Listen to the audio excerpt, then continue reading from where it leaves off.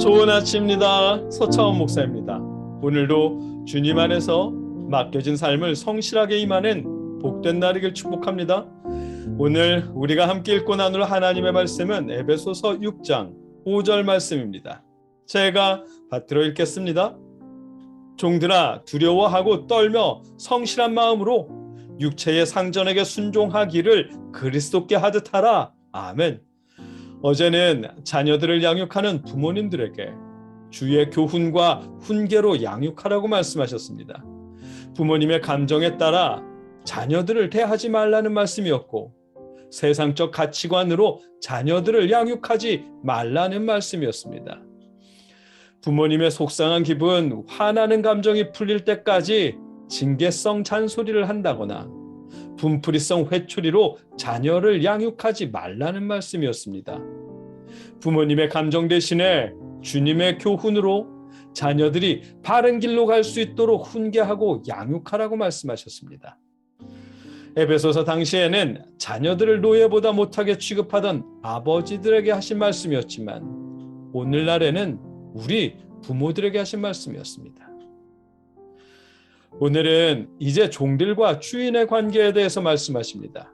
우리 시대에는 종이나 노예가 없지만, 그럼에도 우리 시대에도 귀담아 듣고 마음에 새겨야 할 말씀입니다. 신분상 상하의 관계가 우리 시대에는 없지만 직책상 위와 아래가 있기 때문입니다. 본문은 먼저 본문 시대의 신분상 아래에 위치한 종들에게 말씀하십니다. 5절 말씀입니다. 종들아, 두려워하고 떨며 성실한 마음으로 육체의 상전에게 순종하기를 그리스도께 하듯 하라. 아멘. 기억하시겠지만 하나님께서 부부에게, 또 부모와 자녀에게, 주인과 종에게 이런 말씀을 하시는 것은 주님 안에서 모두가 한 몸 한 지체라고 하는 파격적인 하나님의 말씀 때문입니다. 서로가 서로의 인권과 주권을 인정하고 존중하라는 말씀의 본질을 회복시키기 위해서입니다.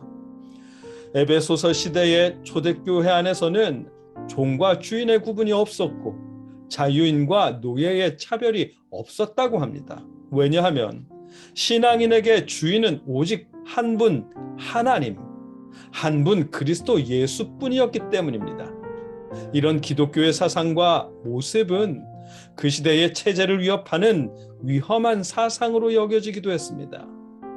물론 에베소서 시대의 노예들은 우리가 생각하는 것만큼 학대당하기만 한 것은 아니었다고 합니다. 노예를 학대하며 잔인하고 난폭하게 대하는 주인들도 많았고, 노예의 생사여탈권은 주인의 손에 있었다고 하지만, 그렇다고 모든 노예들이 학대당하기만 한 것은 아니었답니다. 어떤 노예들은 매우 드물었지만 10년 혹은 20년을 성실히 일하고 자유인이 되는 경우도 있었다고 합니다. 반대로 자유인인 사람이 자기 자신을 노예로 파는 일도 있었다고 합니다. 그도 그럴 것이, 그 시대의 노예 중에는 주인의 집안에서 행정을 맡아보는 노예, 의료를 맡아보는 노예, 자녀를 가르치는 노예 등 지금 우리 시대로 보면 전문직에 종사하는 노예들도 있었기 때문입니다. 전문직을 가진 노예들의 입장에서는 자유인으로 힘겹게 사는 것보다 권력자의 노예가 되어 그의 울타리 안에서 안전하게 먹고 마시고 사는 것이 더 낫다고 여길 수도 있었을 것입니다. 비록 노예이기에 사람이 아니라 물건 취급을 받는다 할지라도 총독의 집에서 행정을 돌보는 노예의 삶은 아무것도 없는 자유인보다 안정된 삶이었을 것입니다. 이런 사회적 분위기 속에서 오늘 본문은 말씀하십니다. 종들아, 두려워하고 떨며 성실한 마음으로 육체의 상전에게 순종하기를 그리스도께 하듯 하라. 아멘. 앞서도 언급했지만 신앙인에게 주인은 그리스도 예수 한 분뿐입니다. 그래서 본문은 노예들의 주인을 육체의 상전, 헬라어대로는 육체의 주인이라고 말씀하십니다. 신앙인에게 주인은 그리스도 예수 한 분뿐이지만 노예로 있는 사람들에게는 육체의 주인도 있다는 사실을 명확하게 말씀하시는 것입니다. 육체의 주인이 있는 노예들이 한 분 예수님께만 충성한다며 노예의 삶을 대충대충 하지 말라는 말씀입니다. 스스로 노예가 되었든 전쟁에서 포로로 끌려와 노예가 되었든 아니면 부모님이 노예여서 태어날 때부터 노예였든 자신이 그리스도 예수 한 분만을 주인으로 섬기는 신앙인이라는 이유로 육체의 주인에게 불성실하지 말라는 말씀입니다. 자신의 주인을 한 분 그리스도 예수라고 고백한다면 그리스도 예수의 종으로서 주인된 예수님의 낯에 흠잡힐 일 없도록 육체의 주인에게도 성실하라는 말씀입니다. 그래서 본문은 그리스도께 하듯 하라고 말씀하십니다.